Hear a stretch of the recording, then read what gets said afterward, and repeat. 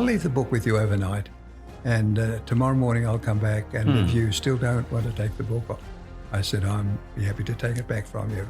Uh-huh. And he said, oh yeah, that's fine. That's a good enough reason for me to have the book. I went back next morning, and I could tell from the look of his face what he was about to say to me. He said, I have many books. As I told you yesterday afternoon, I have many books in my library on the parables of Jesus, but I have never even seen a book that has moved me so much as this book, Christ's Object Lessons. And as a result, he bought the book.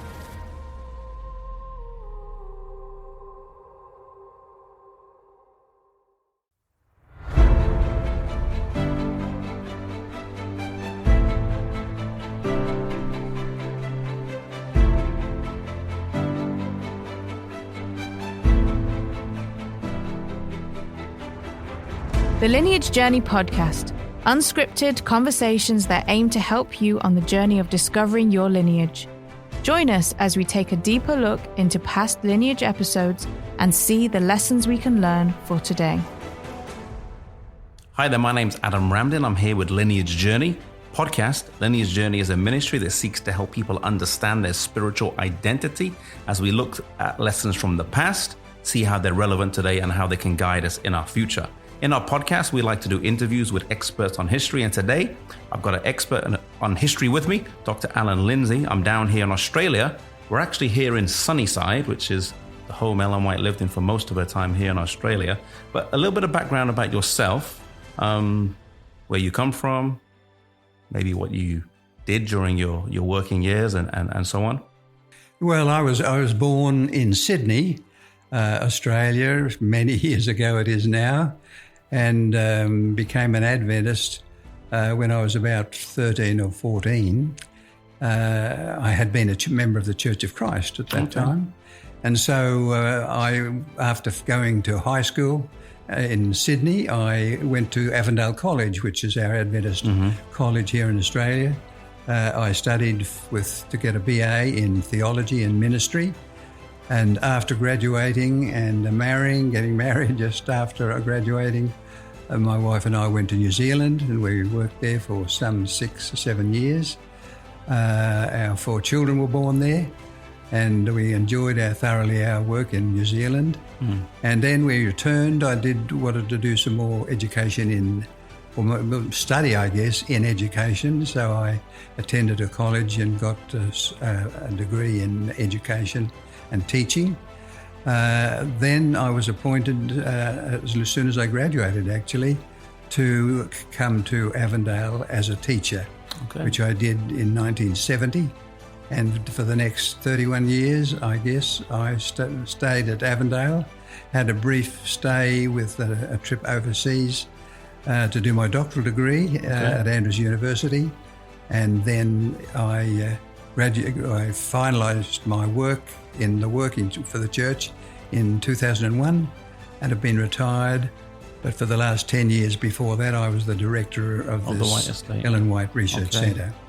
And that was a wonderful experience, and certainly built up my confidence in the ministry of Ellen White and her blessings to the church. And you also produced a series of videos that I watched when I was a kid. Oh, yes. Yes, that would be Keepers of the Flame, Keepers Adam. of the Flame, yeah. Yes, I produced that, wrote the script for it. I had never I'd never stood in front of a video camera before. Wow, so you learned on your feet. And I learned a lot, about what to do and what not to do. But that series, it's been a great blessing to the church, and I've been very thrilled about that. It has been a great blessing, yeah. Yeah, true. Yeah. So we're going to be talking about Ellen White, primarily her work here in Australia. Yes. And as you mentioned, you served as the director of the White Estate for a number of years here in Australia. Yes. Now, how much do you think Australia as a country benefited from having Ellen White live and work here for the time she did, as opposed to maybe other countries in Europe or around the world that never had that benefit of the prophet living there? Yes, Adam. Ellen White came to Australia in 1891 and she left in 1900. She was here, therefore, for 9 years. And there's the only other country that she lived in outside of her home country, which of course was the United States, was Europe, on the countries of Europe. She was there for 2 years in 1885 to 1887 before she came to Australia. But I've often thought, she'd been in Europe for 2 years, the many countries that are in Europe, and she certainly kind of ministered and spoke. She went to England and certainly some of the countries of Europe. And yet she came to Australia and stayed here for 9 years. That was, I think, certainly to meet some of the needs that the Lord had shown her. The work in Australia had begun in 1885. That's 6 years before. Yeah. And so considering her role as a messenger of the Lord, as a prophet, if we like to use that word too, she was used to, that was her role, to give instruction, to give guidance, to show the people to whom she was talking about the love of Christ, which was central to her ministry. She certainly felt that, and because people were aware in Australia that was her role, they felt that her coming to Australia to open up the work here in more ways than just one, as I'll mention, was certainly something that would be a blessing to the church here.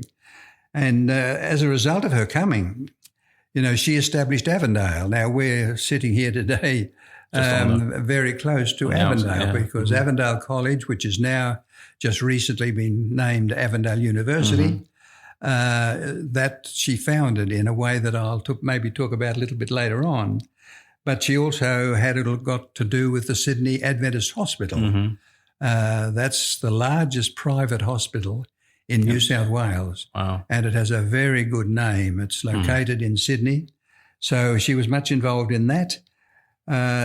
She established us very significant, to those of us in Australia, a health foods industry. Sanitarium. The Sanitarium Health Food Company, as it has been called. Certainly she had something to do with that, of course, and that broke out, I think, as a result of the message of health that she was given to give to the church way back in the early 1860s, that we should have a message of health. It was important what we ate and how we lived.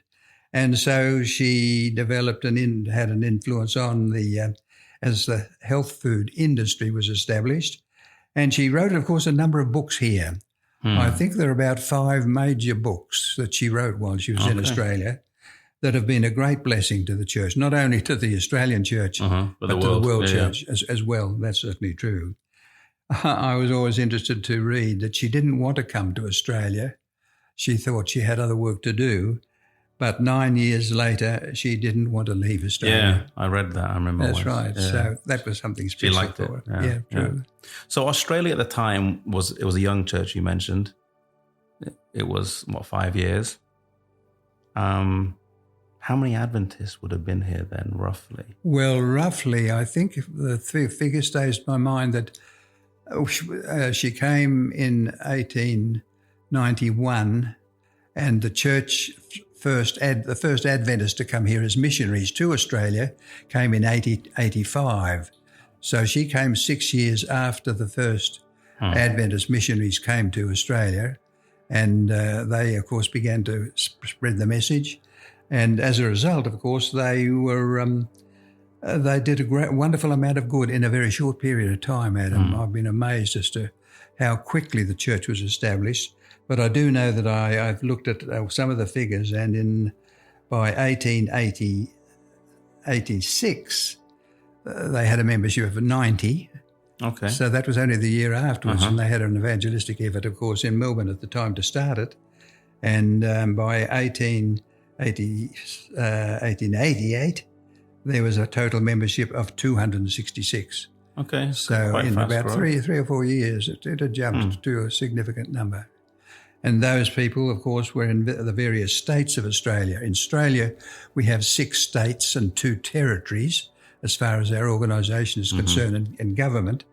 And the work began in Melbourne, of course, where they settled first when they came from America in 1885. Then 1886, which is just adjacent as a state to Victoria.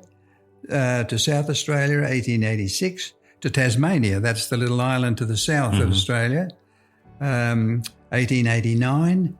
Didn't come to New South Wales, which is where we are located at the moment, till 1890.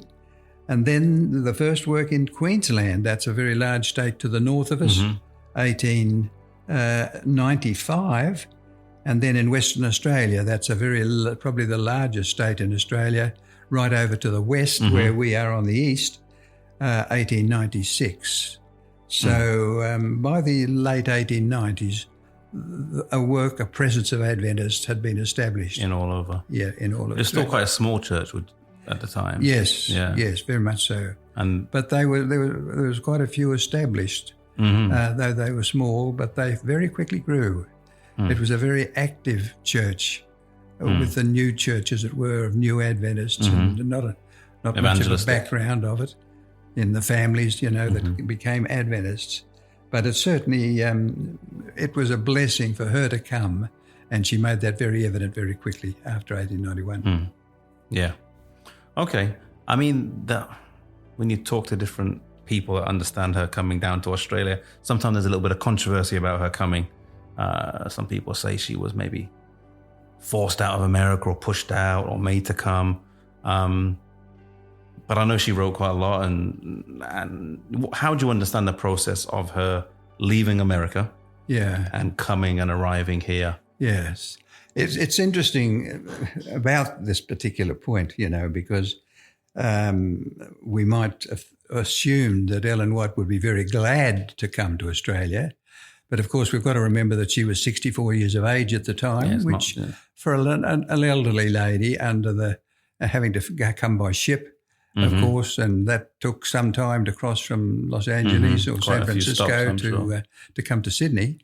And so it was a difficult decision for her. She certainly wasn't forced out by the church. Actually, the church in Australia had invited her to come. And because the Lord had shown her in vision some of the conditions in Australia and the difficulties the little church or the young church was experiencing, the Lord knew that they would greatly benefit from the counsel that she gave and the decisions she made about the school and the education and the health field work. So it was hard for her to make the final decision. However, we need to remember this, I think, that Ellen White had the habit of obeying, if I can use that word, the directions of the General Conference, unless she had a clear no from the Lord. Yeah, okay. That was her philosophy, as it were. And because of that, she felt that she should come to Australia. And, of course, that was a wonderful decision for the work here in Australia. I mean, you did mention a few, but maybe just to kind of flesh that out a bit more, like what aspects of church life today would you say is directly a result of her influence? Yes, certainly. That is certainly true. And I should have mentioned this just a moment ago, that she wanted to complete the book on the life of Christ that we call today The Desire of Ages. And in 1891, she had been writing it slowly over the previous 20 years, but she wanted to complete the work of writing the book. And she felt that going to a new country and new Australians and meeting there, new churches to be given guidance, it was not going to work too well. And as far as her assignment of completing The Desire of Ages, but she decided to come. And when we consider her work today in the church here in Australia and the benefits that came to us, I believe, Adam, that the church is much, much better off. And with the institutions that were established in her day, by her. That still last today. They're still around today. I mean, the Avondale School, as I just said, the college here in Cooranbong, it became a university recently, and therefore from her work in establishing the college was in 1897. The college first opened its doors. So 1897 down right through to 2024 is a fair period Long of legacy. time. And the college has continued since that, right throughout that time, has grown. And now it's an established educational institution in Australia. And so I think that, given the vision to the opening Avondale, she guided, as I mentioned, the Sydney Sanitarium, and that institution has become well renowned for its operations. It's dealing with cancer in a very advanced way. It's a real blessing in the area of health, our Sydney Sanitarium. And she helped to establish that health foods industry, and of course the books that she wrote here and the many letters that she was constantly writing. She didn't enjoy the best of health, particularly when she lived first in Victoria. The weather wasn't too good to her, but she got through that year and finally came here to build this house that we're sitting in today. She came here in 1895 and was 5 years in this house in Currumbong. It's called Sunnyside. She gave it that name because of the sunshine that she experienced here. And from then on, it was a real blessing to her. Thank you. I mean, I've always been fascinated on my travels here by the one thing you mentioned, the sanitarium, and how, that was set up during her time. And, obviously the healthy foods have been a blessing, but also, it's able to help support the work of the church. And certainly very much so. It's been an amazing, unique blessing that Australia has that no other country in the world has. Yeah, you're right. That's true. Yeah. Well, thank you for that. We're going to just take a short break here. And when we come back, we're going to look at some of maybe the emphasis of some of the books that she wrote and some stories maybe that you have to share from her time here in Sunnyside and also in Australia. So those of you who are with us, stay with us. We'll be back in just a few moments after the break. Lineage is a non-profit organization kept running by generous donors like you. Support us today on patreon.com/Lineage Journey.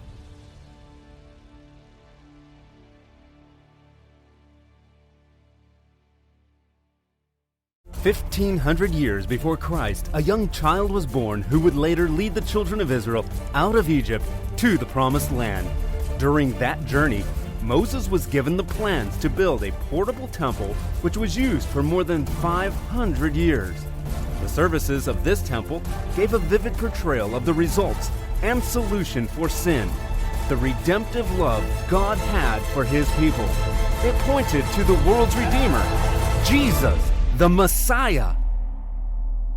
Messiah's Mansion is a life-size replica of this temple. Come experience this sanctuary model as a tour guide expertly explains the history of the events that took place in the services long ago, how each step pointed to the work of the Messiah, and how the truths discovered there are relevant to our lives today.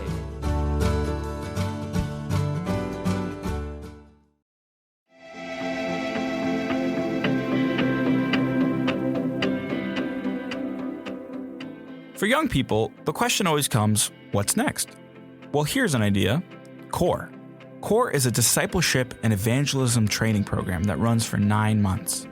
In that short amount of time, you will learn everything you need to know to become an effective soul winner, as well as having the tools you will need to ensure that your walk with God remains rooted in Jesus Christ.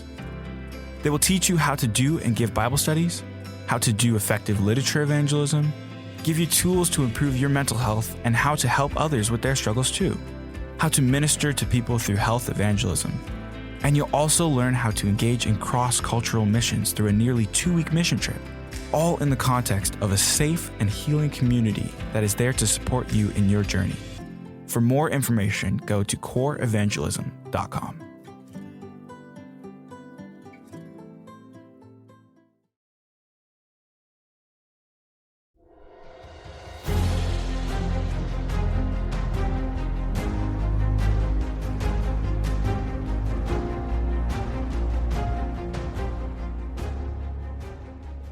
Well, welcome back to our Lineage Journey podcast. I'm here with Dr. Allan Lindsay in the historic house of Sunnyside here in Currumbong, Australia, the home of Ellen White for about 5 years when she lived and worked here in Australia.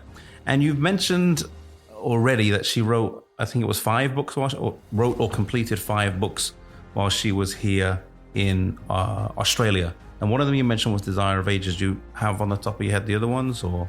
Yes, certainly. The 5 books particularly that have really been not only a great influence here in Australia, but in the world, I believe, as you look at what other people have thought of her writings.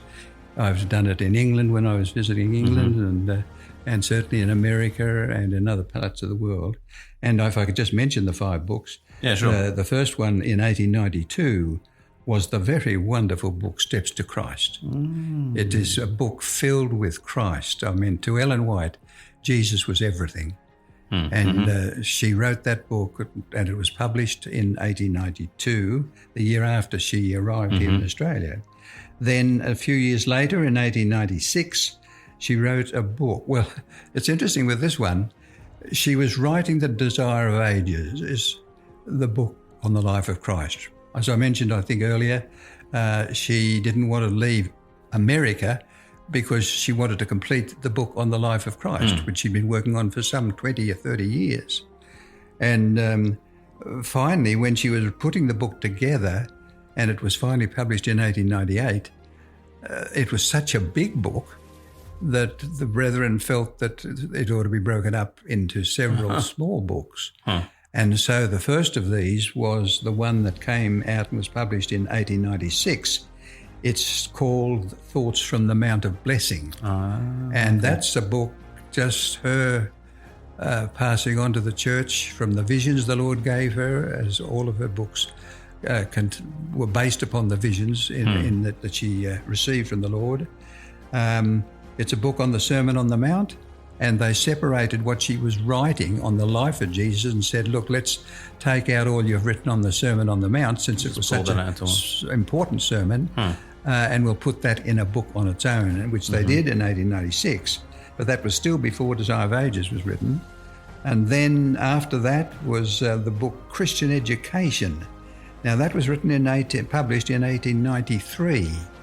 And of course, in the 1890s, Ellen White was urging upon the church for the first time that the church should run primary schools.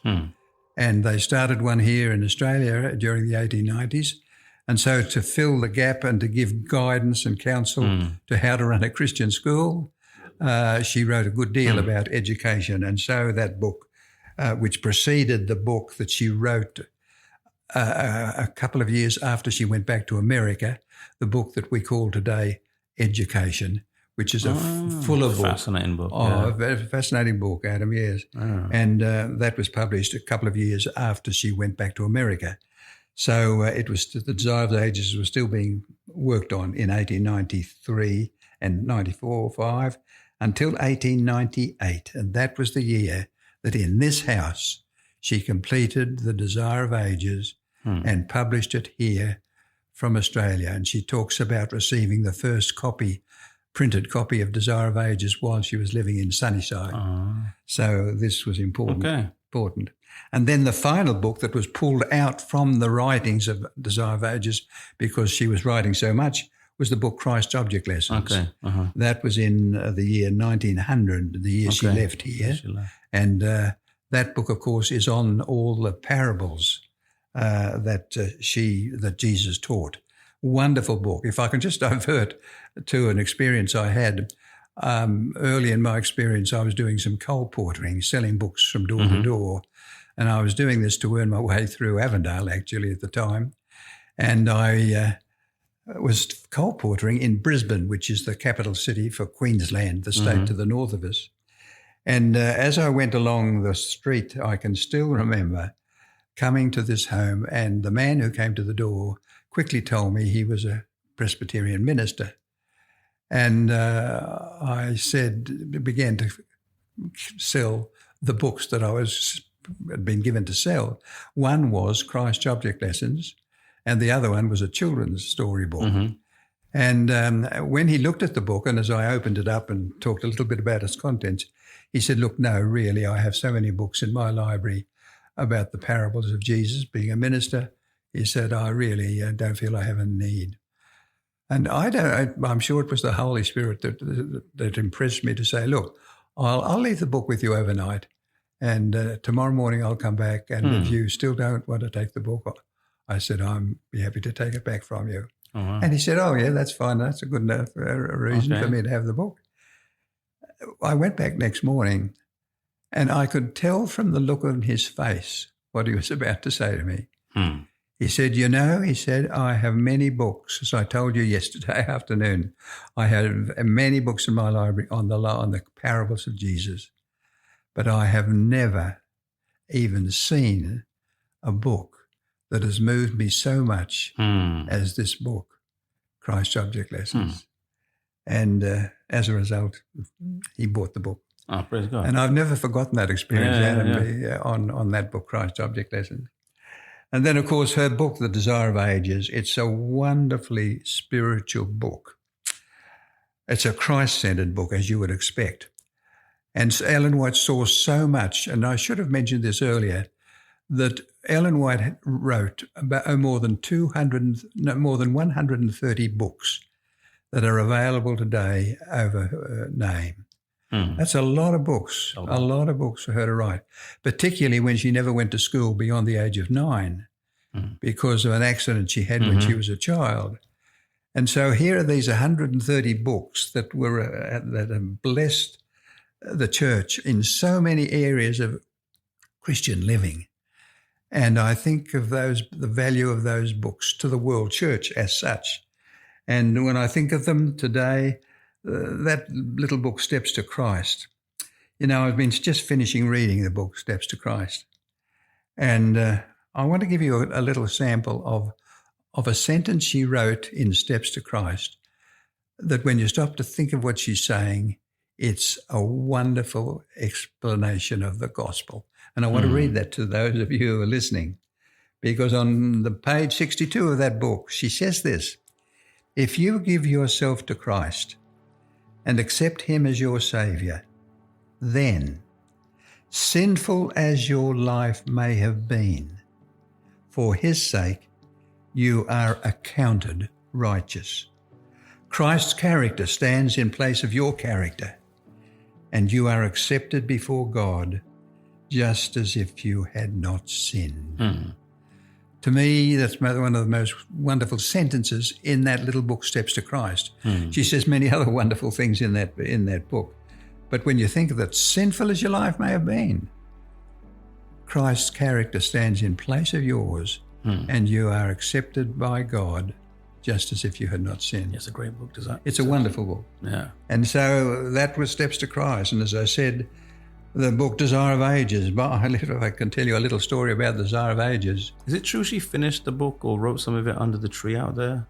That's a little bit of a legend in some ways. Okay. I mean, she may well have done it. The trees out there are probably old enough to be here at the time. But certainly this was the place where she finished the books and the writings of Desire of Ages. And I remember reading, when I was the director for the Ellen White Centre here, I read at the time that a librarian at the famous Library of Congress in America, and the Library of Congress, of course, is one of America's leading libraries, and he was given, they expect at that library to get a copy of every book that's printed in America. And he was asked one time, what's the most wonderful book you have in your library on the life of Christ? And he said, without hesitation, I would place it for spiritual application and uplifting Jesus. Without hesitation, The Desire of Ages by Ellen White. Amen. And that book, of course, was a blessing to the church. It has been, in Australia. Yeah. I mean, of the books you've mentioned, you've got Steps to Christ, Christ's Object Lessons, Thoughts on the Mount of Blessing, Desire of Ages, and then you had the two education books. Yeah. Some would say that there was a shift in emphasis on her writings where she focused a lot on Christ and so on. And I've also heard some say that's kind of connected with the righteousness by faith message that was shared in Minneapolis. Do you see that connection and that shift, or is it, yes, I do, but I wouldn't like to assume that people understood me saying that she never uplifted Christ before that time, because from her first vision that she was given, which was in 1844. That's 40, 50 years before this. From her writings in those early years, there was certainly much was talked about with Jesus, because of course, she knew Jesus intimately.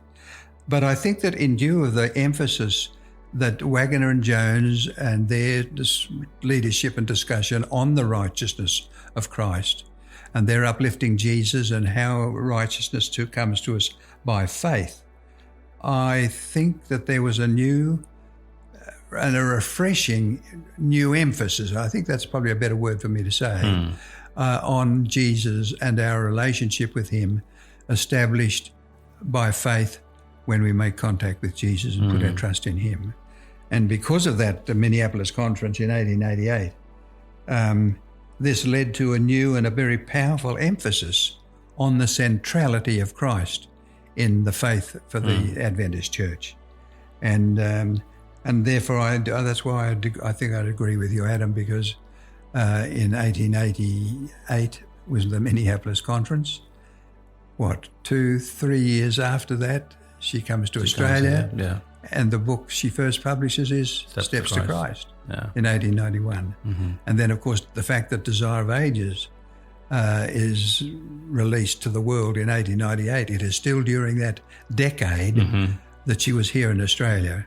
And I think that it certainly would be true to say that, not that she didn't talk about Jesus before that time, but the emphasis was certainly to the sinner, our Jesus is our righteousness received by faith. And that's why I think it's probably true to have that emphasis after Minneapolis. Do you have when we think about Ellen White here in Australia, do you have a favorite story from her time here in Australia? Her as a person, or just the story of her time here? I think, Adam, because of my teaching at Avondale from 1970 to 2001, that's 31 years, it was a major time in my life. And the story of Ellen White's founding of the location for the college, it's a simple story, but one that has always inspired me as to an illustration of her role that can be seen in relating to the establishment of institutions.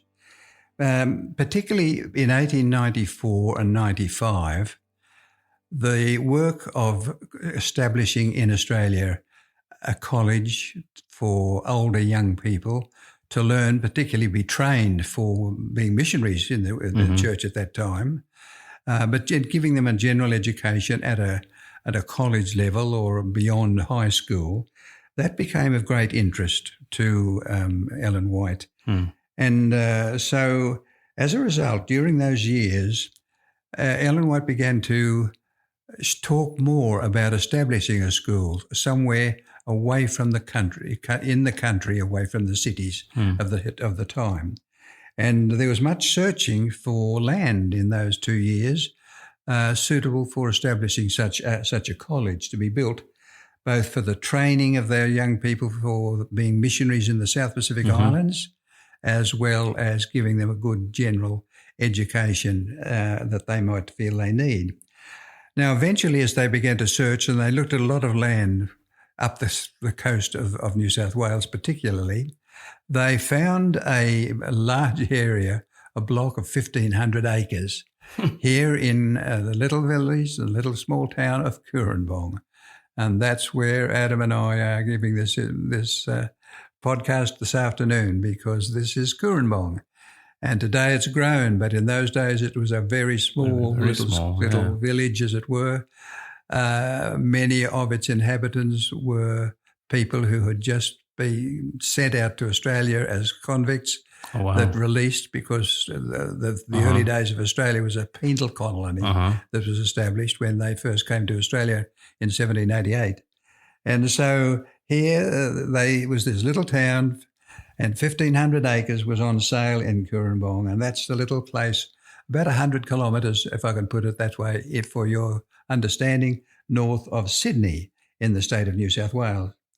Now, the story that I'd like to share with you that has always impressed me begins this way, that before she visited the land when they were still considering whether they should buy it or not, the Lord gave her a dream. And in this dream, she was walking across the 1,500-acre block of land, and she came across a clearing. There were trees growing nearby, but this was just a little clearing. And in the clearing, she saw a plough had ploughed a furrow in the ground, about 2 meters, would be about that, or 280 centimeters probably in length, but she saw no plough. It was just that the soil had been opened up, and this furrow was there. And she saw, to her surprise, 2 men who were leaders in the educational work, even at the young time for the church. And they were standing near this furrow, and she heard them saying, all in a dream, "This is not good land. It is poor soil. We come from Iowa." Now, Iowa is, they were Americans. Iowa is a state over in America that was known for its good soil. And they looked at this soil that had been opened up and said, "No, this is not good land. The soil is poor." And then in her dream, she heard the voice of an angel. And the angel said, "False witness has been born about this land. If properly worked, it will bring forth bountifully." Now, not long after her dream, she was only a few days, if I remember rightly, she was invited to inspect the land in reality. And when walking across the land, to her great surprise, she came across a clearing.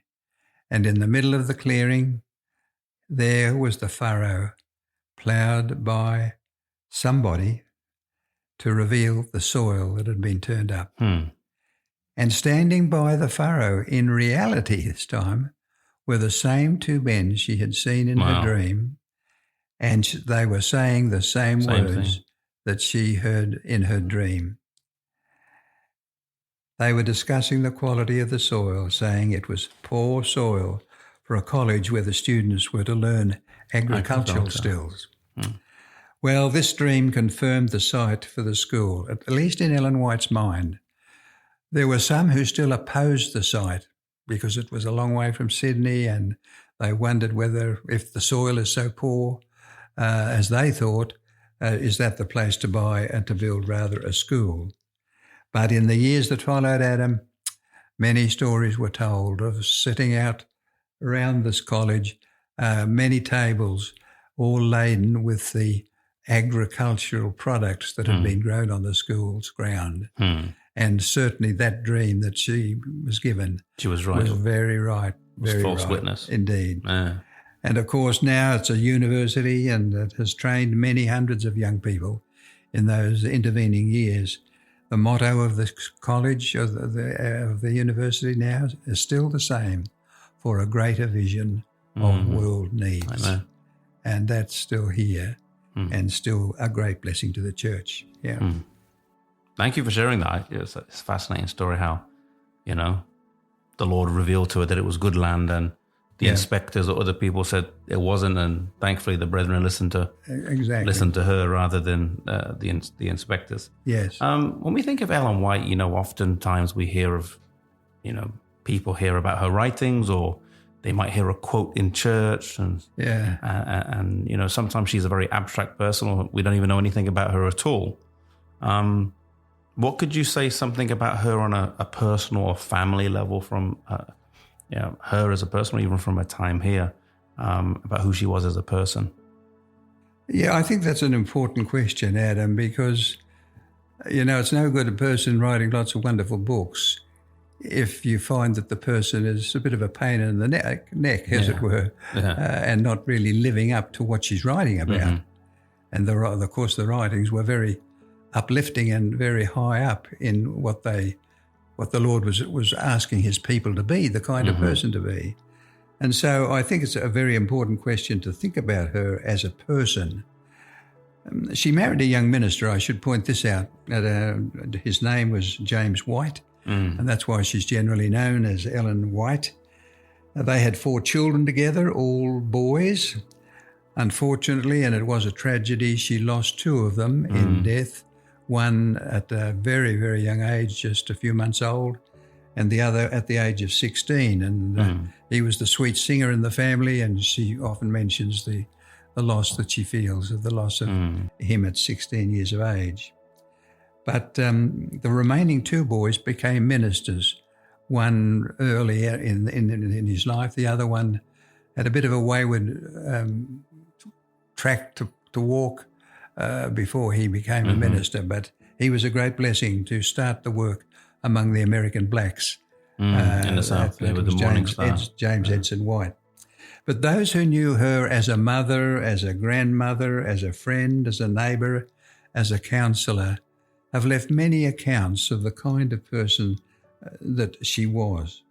She was a wonderful speaker. She made a lot of friends wherever she went, particularly even among young people, which is interesting because you might think, and some would say it today, that if they imagine Ellen White's always telling people what to do and what not to do, it wouldn't turn them on to being a friend, particularly of her. But young people were attracted to her. And she was known as a loving, unselfish, and very genuine person. You know, while I was working in the Ellen White Research Centre, I had access to all the letters that she had written in her life up to that time. Wow. And of course, until her death, since she has passed away a long time ago. But I was there for 10 years. I had access to the correspondence, not only that she wrote, but that people wrote to her, and many other records of her life. She never claimed, and I think this is important, Adam, she never claimed to be a perfect person. She knew, and she was quite open in saying that she had her weaknesses, etc., that she had to wrestle with, like every other child of Adam. So she never claimed to be perfect. But she did, it was obvious to everybody who ever met her that she loved Jesus. And her greatest joy was in bringing people to Jesus as well. While I was working in the research centre for 10 years, I had a wonderful secretary. Her name was Marion de Berg.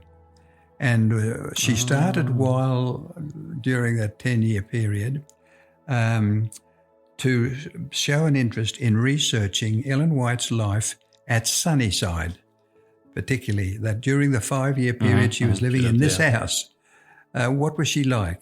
What sort of a person was she like? And I would recommend to anybody, because I know you can't see me, but I can imagine that you are sometimes perhaps listening to this podcast. I'm holding in my hand a book that's called Stories from Sunnyside. Ellen White in Australia, 1891 to 1900. And this book is a real wonderful book. It's the only book. Excellent. You've got it? Yeah, I do. Well, you would know that it gives a wonderful insight into a wonderful lady. Yeah, very well written. The style, very well written. Very well written. The style of the author is excellent. Exactly. Yeah. And I would recommend you to, if you're interested in the kind of person she was, it wasn't just her work as a prophet or as God's messenger. She was a wonderful neighbour when the children near her, when no hospital in Kurrambong, and they took sick or they were involved in an accident, she would go along. In fact, let me tell you this story. Early when she started to move, when she first came to this house, and her cooking, sometimes if she wanted it cooled, she probably instructed her, the girl who did some of her cooking, would put the cooking outside for it to cool. But on a number of occasions, the people who had come as convicts from England would come to the house and find it, and they would take the food. She did not say anything about that.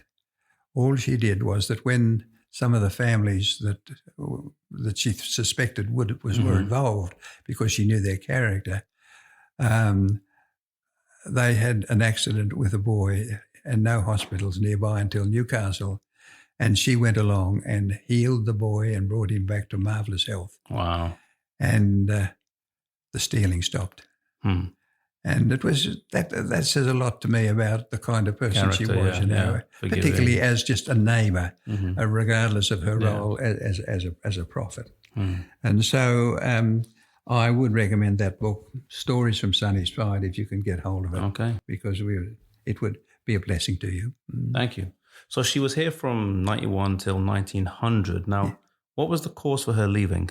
Because if I understand right, she quite liked it here and wanted to stay. Yes, well, yes, the interesting thing is, I think I might have mentioned before, she didn't want to come, but she didn't want to leave. Yeah. She writes in her writings that she would have been quite happy to stay on here. and die here in Australia, which says a lot. Yeah, it does. She enjoyed it. She loved this house. She called it Sunnyside because it was a sunny place to live. Mm-hmm. And she was very happy here in Australia, in spite of the challenges she had to make. But the Lord showed her in vision one night about 1900, might have been, that the work of the church was going to face some real challenges in the 1900s, especially in the next decade. Mm-hmm. And the Lord therefore instructed her that she was to return. It wasn't her own decision, as it were, but because the Lord shared her with her the problems the church was going to face in the 1900s, the Lord said, it's time to return to your home. And from what we now look at and in the history of the church, during that first 10 years after she returned, the church did face some tremendous challenges. Dr. Kellogg, he was promoting pantheism. There were other doctrinal issues on the daily. There were organisational issues, issues with Dr. Kellogg himself were among them. And she was there and was certainly a blessing to the church during that 10-year period. Yeah, true. Well, we're almost finished. Thank you for taking the time to be with us. But the last question, just a short one maybe. What's your favourite book of Ellen White and why? If you can. Yeah, I'm glad you asked maybe that. You just like all of them. I don't know. Because that's a difficult question. I mean, I can't say I've read all 130 books by any means, but there have been certain books that have stood out in my experience.